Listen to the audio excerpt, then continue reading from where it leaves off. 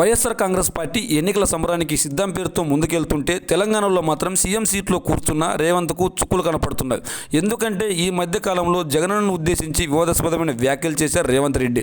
దాంతో ఎట్లయినా రేవంత్ రెడ్డిని దింపేయాలని జగన్ అనుకోకపోయినా వైఎస్ఆర్సీపీ కార్యకర్తలు, వైఎస్ఆర్ అభిమానులు కంకణం కట్టుకున్నారు.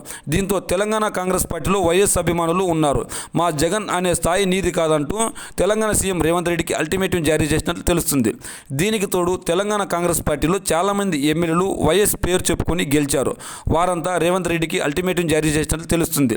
జగన్ గురించి మాట్లాడేటప్పుడు ఒళ్ళు దగ్గర పెట్టుకుని మాట్లాడు, లేకపోతే నీ సీటు చెరుగుతుంది అని సీఎం రేవంత్ రెడ్డికి చెప్పినట్లు తెలుస్తుంది. దీంతో అలా మాట్లాడిన ఎమ్మెల్యేలపై రేవంత్ రెడ్డి ఢిల్లీ హైకమాండ్కు ఫిర్యాదు చేయడానికి బయలుదేరినట్లు తెలుస్తుంది. ఏదేమైనప్పటికీ సీఎం రేవంత్ రెడ్డి అలా బయలుదేరడం కరెక్టేనా? పోనీ సీఎం రేవంత్ రెడ్డి పక్క రాష్ట్రం సీఎం గురించి అలా మాట్లాడడం ఎంతవరకు కరెక్టో?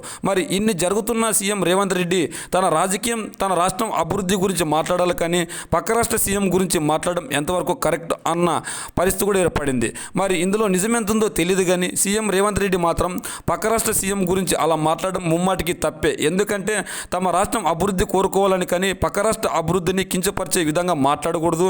అంతేకాకుండా తన ప్రత్యర్థి పార్టీ అయినా ఎవరినైనా విమర్శించు, తప్పులేదు. పక్క రాష్ట్ర సీఎం కుర్చీలో కూర్చున్న జగన్మోహన్ రెడ్డి గారి గురించి మాట్లాడేసరికి వైఎస్ అభిమానులను, వైఎస్ను ఆదరించే ఎమ్మెల్యేలు అంతా సీఎం రేవంత్ రెడ్డికి వ్యతిరేకంగా మాట్లాడేసరికి ఆయన సీటు కదిలే పరిస్థితి ఏర్పడింది.